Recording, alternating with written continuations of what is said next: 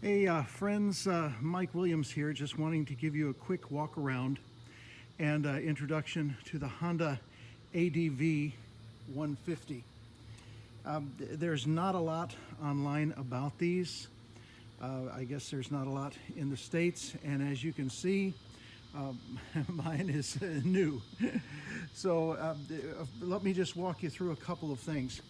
First of all, it uses double shocks and the gas shocks. Very happy about that compared to some of the other scooters that I have had. The single shock doesn't give you a real good ride at all, and the amount of motion back there is not good at all. Now, I weigh in at 300 pounds. This holds me very well. We're going to go down here. You can see we've got nice aluminum drop pegs, go up and out of the way. The other nice thing about the way the foot pedals are is the fact that you can put your foot like that when riding, or it has those comfortable riding position semi-pegs there. They're not really pegs, but they're a nice spot for your feet. Gas tank is going to be right there, and it's selectable through the fuel and the seat compartment. Coming up here, we have, of course, your starter button. This is your flashers, okay? Your flashers. So if you need to tell somebody you've got an emergency, and your on and off button. Throttle, which is a sticky grip type stuff. I find it just a little bit annoying, but I guess it's there for your safety, so my hands wouldn't fly all of a sudden off of the handle at high speeds. Front brake, coming up front. Very good looking bike. We're going to come down here and let you see the wheels, not those cheesy factory wheels, but a pretty good looking decent set of spokes. And then around the front, you can see, I'm going to show you how the windshield works in just a second. Come down here, and appreciate that a neighbor has decided to mow his lawn right now. But you can see we have the scalloped brakes and disc brakes up front. Very nice. Everything is it's a really good looking machine. It looks, when you're driving down the road, it looks much bigger than, 150 cc's there. It looks, moving by, it looks like a crotch rocket. We're coming down here, you can see up and in there. There's not a lot of access to engine stuff unless you take it apart, and they told me that when I got it. So now we're going to come over here to the left-hand grip. Of course, you have your nice sticky, you have your high beam, low beam horn, which is always acceptable, and turn signal. Now, the turn signal is not automatic release, okay, like a car. You have to push it to turn the turn signal off. It comes with two factory mirrors right there. Is there a problem with the factory mirrors? No, there's not. Although I do think that the little mirrors that would come out of the end actually give you a better view behind you. But these do meet the legal requirements. Let's go and see different points of interest on the speedometer. Let's see if I can do this for you. Different settings. You can see some things appearing on the left-hand side. Oh, air temp. If you want to know, it's 90 degrees right now. If you want to know how hot you actually are, you can do that. You can average fuel consumption. So far, I'm getting 86.4 miles to a gallon. Yeah, and there you go. Yeah, it gives you a basic rundown. It's a pretty nice little unit. Whether or not it will last is yet to be seen. So I bought the 5-year full, basically bumper to bumper warranty on this thing. It was $500, and so for 5 years, I could put 1,000,000 miles on it. They gotta fix or repair daily. Okay. Here is how you adjust the windshield. There are these two little knobs right here, one on each side. You simply pull out, and the window goes down.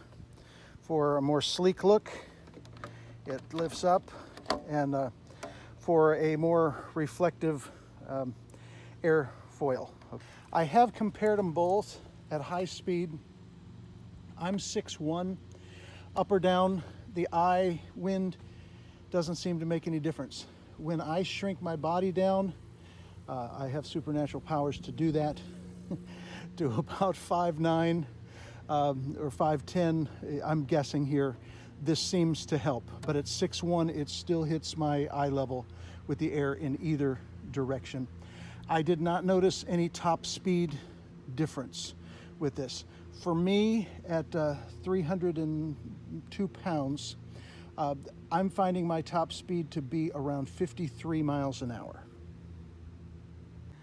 The key fob that comes with it is, that's the key right there. It's electronic, just like your newer cars. It is a little bit tricky and a little bit sensitive to figure out which buttons to push once, twice, 3 times to get it all. I'm still working with that. I wish I had a perfect answer for that. I don't. There's a manual written in 19 languages that can tell us all about that. But let's go over to that key fob for just a second. Okay, now we are looking at the key in the ignition, and you see that it lights up blue. There, it's really glowing at night. We got a push to lock, and we can turn it all the way to the on position right there. Now it's ready to go. I'm going to start it here, let you kind of feel it. All right, there you go. That's the operating volume. Not much louder right on top of it than the mower is 2 yards down. So give you a little idea there. I'm going to turn it off. Okay. But along with this gives you the seat and fuel access. When you turn it to there, if you push fuel, boom, up pops the, look at that. And there it is. It takes regular gasoline, no oil mix, no premix. There's no container that has to require oil for oil injection. It is completely, truly 4-cycle. Let's go back from this and let's hit the seat button. Okay, I heard the click now. We're going to lift up the seat, and you can see the back. You can see that there's plenty of room for a full face helmet there. And some more electronic gear. I have searched for a luggage rack back here. They make some out of the Asian countries, but nothing is readily available right here. If you want to check a serial number, it's right down there. That's a good place to find it. Easy place for police departments to identify it. And but I imagine, give it 6 months, there'll be a lot of things available for that right there. The seat is very comfortable, and even with a guy my weight, I can get on it and still have room to take my kids on the back. Now I'm going to go sit on it. Sorry, you got to see my ugly face in here. But just to show you here, I'm a guy 300 pounds, to see you how much room there still is left on the seat.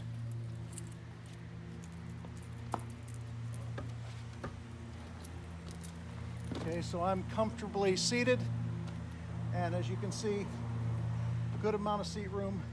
That putting it on its double stand is very easy. Okay, let's take it off right now. But you don't need to try to lift it. It's very simple. I haven't seen many bikes this nice. You just push down on it, and literally with just a couple of, a little bit of push, I think someone 90 pounds could easily just step on that and put it up. You do need to know that the vehicle will not start with that in the down position, okay? So you can't start it using the side stand. That has to be up for it to start.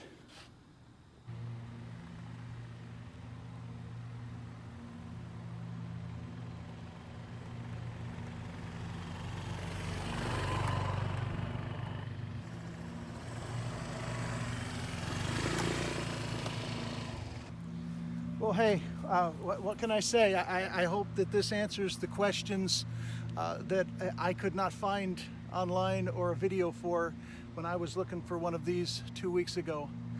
They are a little hard to find right now. This video being, of course, September 1st of September 2020.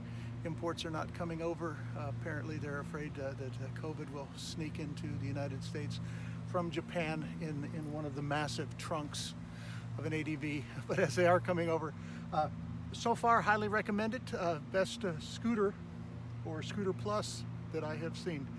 Thanks. Have a great day. Like and follow if you want.